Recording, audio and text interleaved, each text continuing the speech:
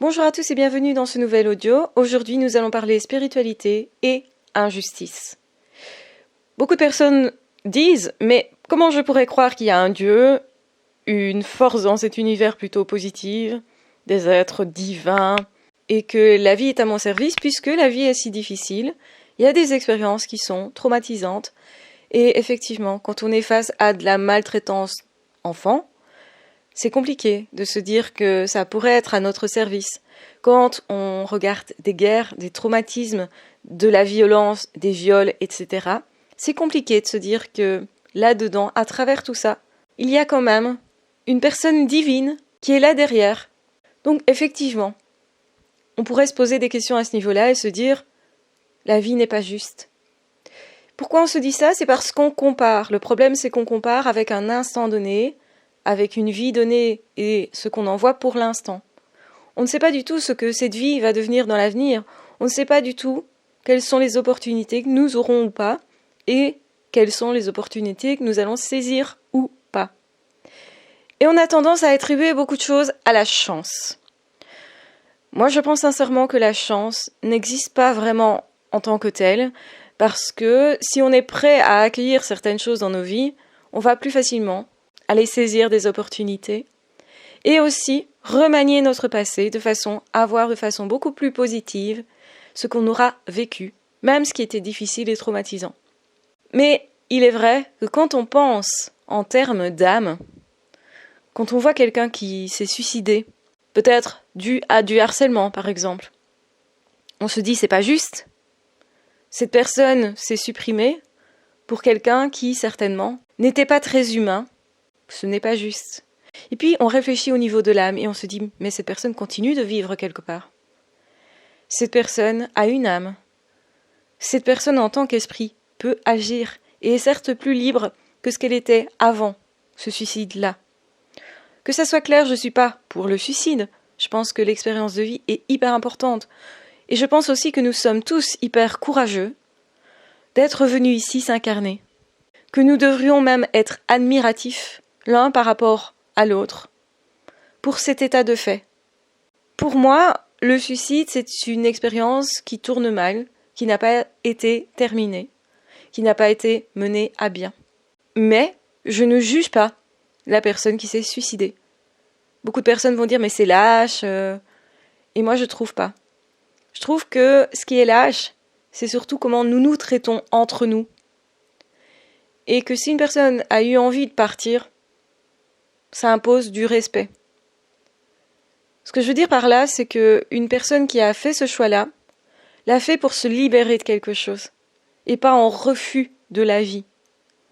C'est pas une personne qui ne voulait pas de la vie, c'est une personne qui ne voulait pas généralement de cette vie-là, de cette situation-là. Une personne qui souffrait tellement, et qui ne recevait pas d'aide, et qui, justement, s'est trouvée tellement seule, tellement désemparée, s'est tellement égarée, que cette personne a mis fin à ses jours. À mon avis, dans l'espoir, justement, de se libérer de cette souffrance-là. La souffrance n'est pas toujours facile à supporter. Parfois, on a cette impression qu'on ne pourra pas survivre à ça. Qu'on n'y arrivera pas, tout simplement. Dans bien des situations, d'ailleurs, on a cette impression. Ce qui ne veut pas dire qu'on n'y arrive pas ensuite. Ce qui veut dire simplement qu'il y a beaucoup de désespoir dans le suicide. Et que, au niveau de l'âme, par contre, pour moi, ça devient plus juste. Parce que, effectivement, nous sommes tous des âmes. Et que même si on peut avoir peur à certains moments pour sa survie, moi, personnellement, je n'ai pas peur de mourir. Parce que pour moi, c'est juste un changement d'état. Et que ce changement d'état, il reste juste. Quand on pense aux guerres, aux atrocités, par exemple, les camps de concentration, et qu'on se dit, toutes ces âmes-là, elles sont quelque part, elles ont survécu, elles ont continué quelque chose. Elles ont appris de cette expérience qui était difficile, mais combien, justement, instructive. Et nous ne savons pas, en fait, ce qu'en pensent ces âmes-là actuellement. Et c'est vrai que, généralement, nous, on regarde avec nos yeux d'humains, et on voit la mort comme une fin, ce qu'elle n'est pas. Quand on regarde avec l'âme, on se dit, ok, un enfant qui meurt né, par exemple, quel sens est-ce que ça a ? Au niveau humain, ça n'en a pas vraiment. ça fait souffrir les parents. Mais au niveau de l'âme, peut-être que cette âme, elle avait besoin de quelques heures pour recevoir tout cet amour de cette mère, ce père, et pour marquer à jamais leur vie, par une expérience de vie certes douloureuse pour les parents, mais qui vont peut-être les aider à venir en aide à plein d'enfants, justement parce qu'ils en ont perdu un. Combien de parents qui justement ont perdu leur enfant font de cette douleur un combat? Combien de personnes, parce que cette mère a eu cette fille qui s'est suicidée, a décidé de se battre contre le harcèlement scolaire?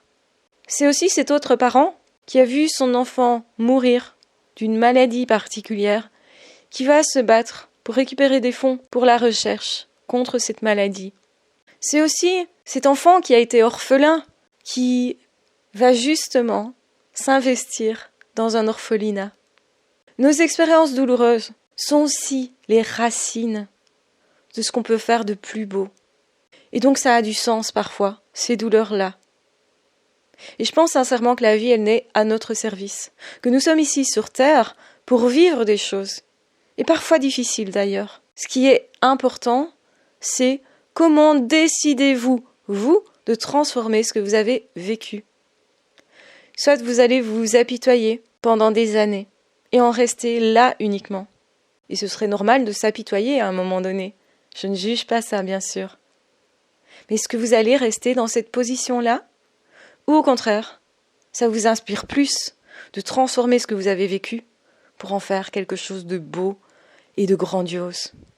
Est-ce que cette mère aurait fait ça si elle n'avait pas perdu son enfant?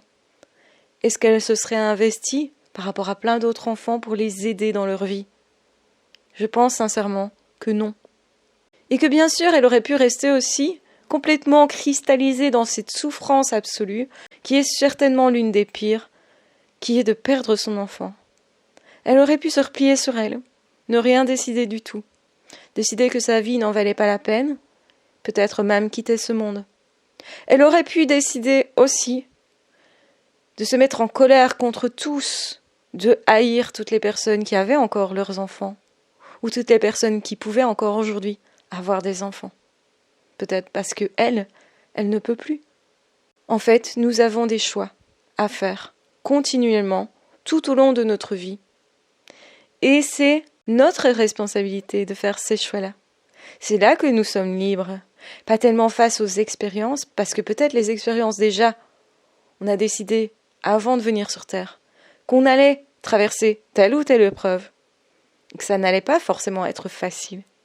Parce que parfois, pour évoluer, il nous faut être confrontés pleinement à des douleurs, des souffrances, à des situations compliquées pour nous, mais certes, qui nous enseignent beaucoup. Mais ce qui est vraiment capital, c'est de comprendre que c'est notre âme qui transforme les choses. C'est notre âme qui décide. Ok, j'ai vraiment une vie de merde. Et j'en ai marre de ça. Mais je vais en faire autre chose. C'est la promesse qu'on se fait quand on est battu, qu'un jour les choses vont changer. C'est la promesse qu'on se fait après s'être réveillé après un accident, que maintenant nous allons vivre, parce que jusqu'à présent, on a survécu. On n'a pas vraiment profité de nos proches.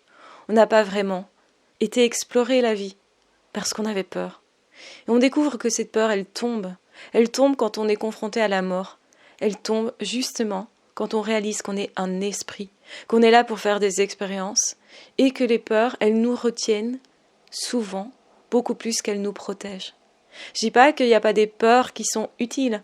Vous êtes au-dessus d'un immeuble et vous avez peur de sauter dans le vide, eh bien vous avez raison. Ça vous permet de continuer votre vie, votre expérience de vie. Au niveau de l'âme, on se rend compte que bien des choses qui semblaient injustes redeviennent justes. Que devient cet enfant battu qui est mort sous les coups de ses parents, une fois que c'est une âme? Eh bien, cette âme retrouve son autonomie, retrouve toute sa liberté. Dans tous les cas, cette âme redevient libre et peut faire d'autres choix, peut recommencer une autre vie ailleurs, mais peut-être aussi a des enseignements à tirer de tout ça. Et il est vrai que beaucoup de choses semblent vraiment injustes. Et il est vrai que souvent, quand on se compare on trouve qu'il y a des personnes qui sont plus avantagées que d'autres, tout en sachant qu'on ne compare qu'à un instant donné une vie avec une autre, sans savoir tous les possibles de l'avenir, toutes les opportunités que cette personne pourrait saisir. Peut-être que cet autre aura plus d'opportunités que vous, alors qu'en fait, cette personne part avec quelque chose de plus difficile que vous. C'est un peu stupide de comparer des vies, des expériences de vie. Parce qu'en réalité, ce qui transforme l'expérience de vie, c'est vous. On a tous cette capacité, en fait.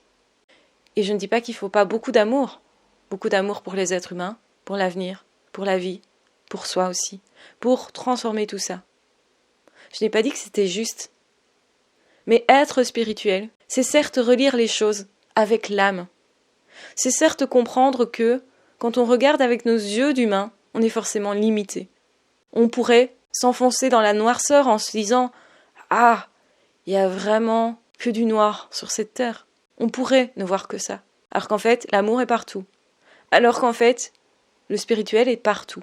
Alors qu'en fait, nous sommes une âme, et certes, je pense sincèrement que nous avons choisi de venir nous incarner ici, à cet endroit-là, dans cette famille-là, dans ce monde-là, à cette époque-là, pour vivre quelque chose de précis. J'ai pas dit que c'était facile, j'ai pas dit que c'était juste. Surtout quand on regarde avec nos yeux d'humain. J'ai juste dit qu'un point de vue de l'âme, ça avait un sens profond, et que nous cherchons à nous enseigner à nous-mêmes quelque chose qui est fondamental, qui est l'amour. Dans tous les cas, ce qui nous transforme, c'est toujours l'amour. C'est toujours l'espoir que cette vie change. On se promet quand on est battu enfant, un jour, je serai dans une autre situation. On essaye de réparer sa lignée, par exemple, aussi. Si quelqu'un dans notre famille n'a pas été reconnu à sa juste valeur, on va essayer de lui apporter cette reconnaissance-là. En étant nous-mêmes reconnus, on va réparer sa lignée.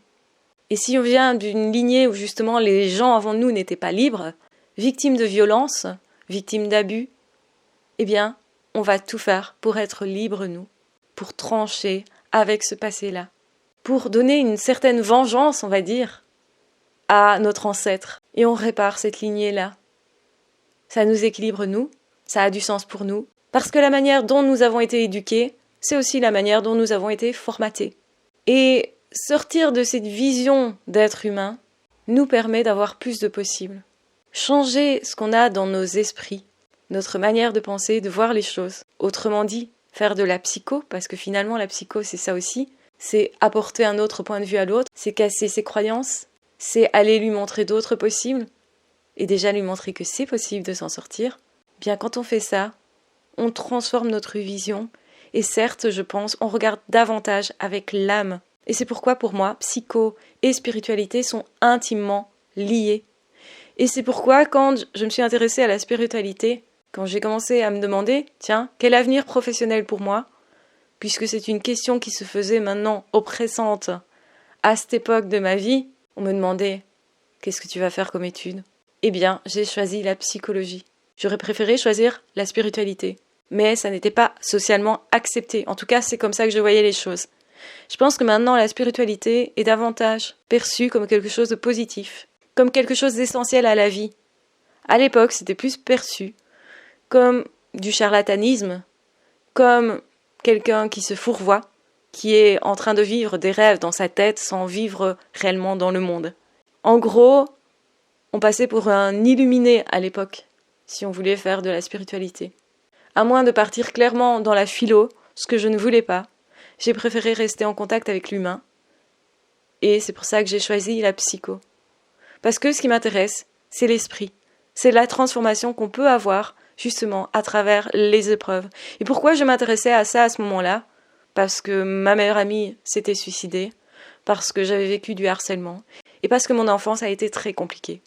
Et j'aurais pu en conclure que c'était pas juste, mais je savais, parce que je l'ai vécu à ce moment-là, que si on regarde d'un point de vue de l'âme, notre vision change complètement. Et c'est à ce moment-là que je n'ai plus eu peur de la mort. J'ai certes peur des souffrances, même si je sais que derrière il y a toujours des gros cadeaux. Je n'ai pas spécialement envie de souffrir, ce qui est normal. Je n'ai pas envie non plus de mourir, soyons clairs. Mais par contre, je n'en ai pas peur. Parce que je sais que de l'autre côté, il y a un chemin. Parce que je sais que de l'autre côté, on est encore plus lucide pour moi. Parce que le point de vue de l'âme reste le plus intéressant. et que bien souvent, il faut s'arrêter dans sa vie et prendre le temps de revoir avec les yeux de l'âme. Tiens, qu'est-ce que je suis en train de faire? Est-ce que ça a du sens? Parce que oui, si je fais tous ces audios-là, ces capsules-là, ces vidéos-là, sur toutes ces chaînes-là, c'est pour apporter mon aide, parce que je pense qu'on est ici sur cette terre pour s'entraider, et qu'on ne le fait pas assez. On reste trop dans quelque chose d'égoïste. On reste trop formaté, en fait, par nos sociétés. Formaté parce qu'on doit penser à soi, il faut se nourrir soi, il faut évoluer soi. On nous pousse en fait à la performance. On nous pousse aussi à briller. Mais parfois, sans aucune intériorité d'ailleurs. Les gens qui sont valorisés sont les personnes qui brillent à l'extérieur. Mais on ne pense pas, est-ce que ces personnes brillent aussi à l'intérieur du point de vue de l'âme? Je pense sincèrement qu'il faut les deux pour être épanoui et heureux sur cette terre. On peut être heureux. Pour moi, le paradis est aussi ici.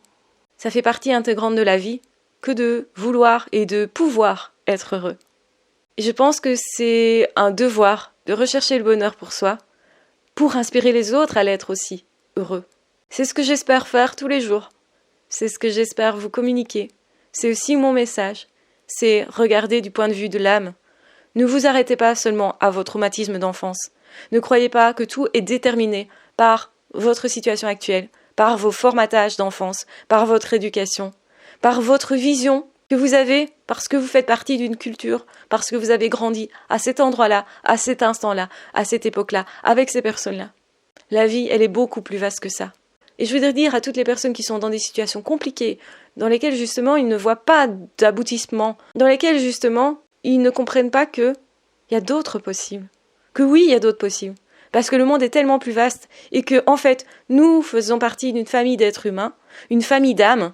En fait, nous sommes des âmes avant d'être des êtres humains, avant d'être les enfants d'un tel ou d'un tel, avant d'être une personne de telle nationalité, avant d'être une personne de tel âge ou de telle génération. Ces définitions-là peuvent nous enfermer justement parce qu'on est formaté. Je pense sincèrement que ce formatage est utile à notre vie sur Terre, pour ce qu'on doit apprendre de cette vie-là, et c'est pour ça que nous avons des outils spécifiques. C'est-à-dire nous avons des caractéristiques spécifiques, physiques, et au niveau de notre santé et au niveau de notre situation, parce que c'est spécifique à cette vie-là, et que ça ne sert à rien finalement de comparer ce que l'autre a comme outil éventuel pour mieux s'en sortir dans la vie que nous.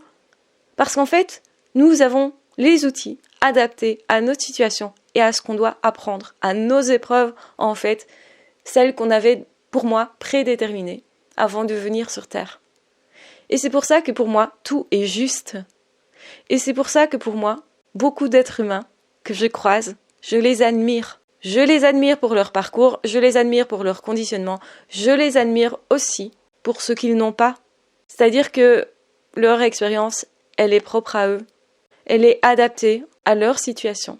Elle est adaptée à ce qu'ils doivent apprendre à ce moment-là, ou ce qu'ils veulent apprendre à ce moment-là. Tout est pour moi adapté.